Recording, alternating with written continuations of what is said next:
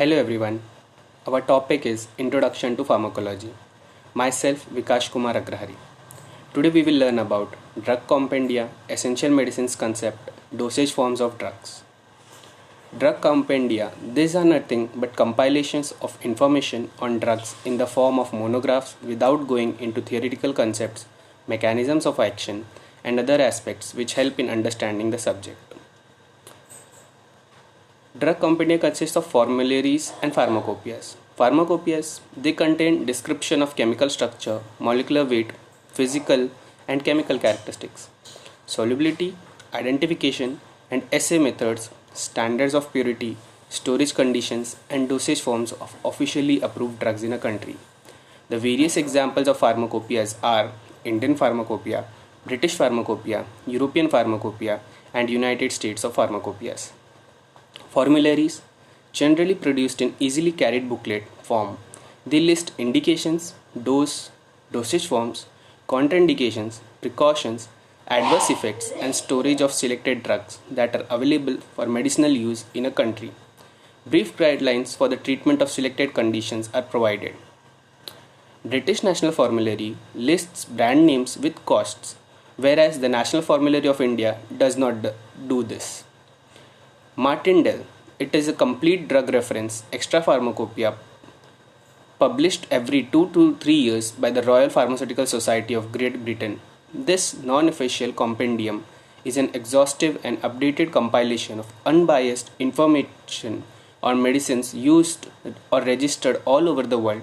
It includes new launches and contains pharmacological as well as therapeutic information on drugs which can serve as a reliable reference book.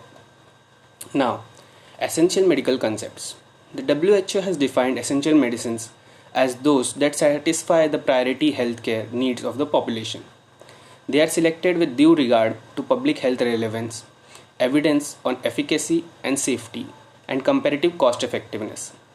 Essential medicines are intended to be available within the context of functioning health systems at all times and in adequate months, in appropriate dosage forms with assured quality and adequate information, and at a price the individual and the community can afford. Now, at the right side you can see the cover page for the essential medicines of WHO 2023. On the below there is a link for the essential medicines of 2023 published by WHO. To guide the member countries, the WHO brought out its first model list of essential drugs along with their dosage forms and strengths in 1977, which could be adopted after suitable modifications according to local needs. India produced its National Essential Drugs list in 1996 and has revised it in 2011, and now in 2015 with the title National List of Essential Medicines. It consists of 376 medicines, of which 20 are fixed dose combinations. Now, dosage forms of drugs. Dosage forms are the finished products by means of which drugs are actually administered to the patient for diagnostic, prophylactic, or therapeutic purpose. It is a product suitable for administration of a drug to a patient. It can be classified as solid dosage form, semi-solid dosage form, liquid dosage form, or gaseous dosage form. Now, solid dosage forms. There are various examples like powders, pills, lozenges, tablets, capsules, suppositories. Powders. These are drugs in a dry and finely pulverized state. It can be used for oral administration or as oral rehydration salts or topical application, dusting powders. Pills. These are aeric dose forms in which the drug powder is mixed with honey syrup to make a sticky mass. Lozenges. These are tablet-like bodies of various shapes containing the drug along with a suitable gum, sweetening and flavoring agents. Tablets. The drug is powdered or granulated mixed with binding agents and other excipients and compressed, molded into discoid, oblong or other shapes suitable for swallowing. Capsules. These are water-soluble cylindrical containers made up of gelatin which are filled with powdered or liquid medicament. Suppositories. These are conical bullet-shaped dosage forms for insertion into anal canal in which the drug is mixed with a moldable firm base that melts at body temperature and releases the contained drug. These are certain images of the solid form drugs, the powder, pills, lozenges, tablets, capsules, and suppositories. Liquid dosage form. The examples are aqueous solution, elixirs, lotions, suspensions, drops, injections. Aqueous solutions. They contain the drug dissolved in water and may be meant for oral, topical, or parenteral administration. Elixirs are hydroalcoholic solutions of drugs, usually sweetened with syrup and flavored by fruit extracts. Lotions. These are solutions, suspensions, or emulsions meant for external application to skin without rubbing. Suspensions are dispersion of insoluble drugs in water with the help of suspending agent. Drops. These are relatively more concentrated solutions of medicaments meant for oral ingestion or external application to eye, nose, or ear canal.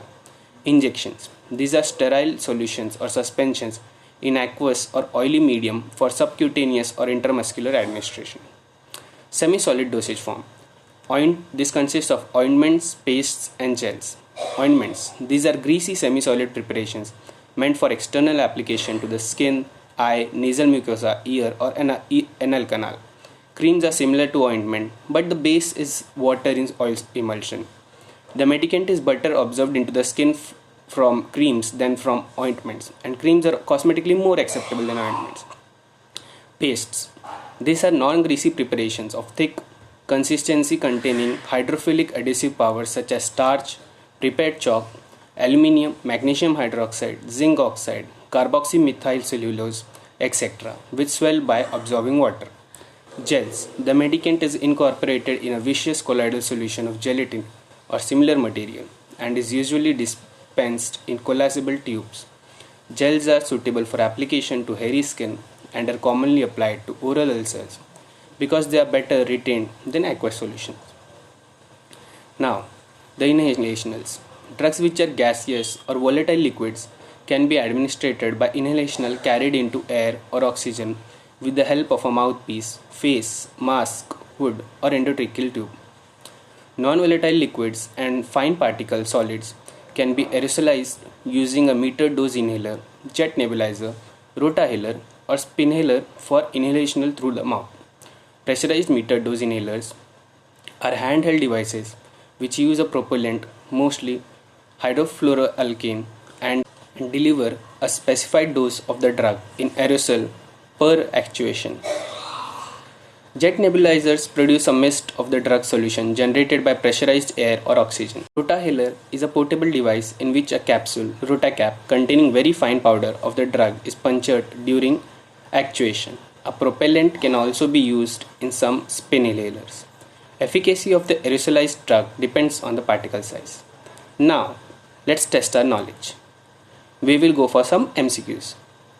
Pharmacopoeias contain description of the following of drugs except your options are chemical structure, solubility, standard of purity, indications.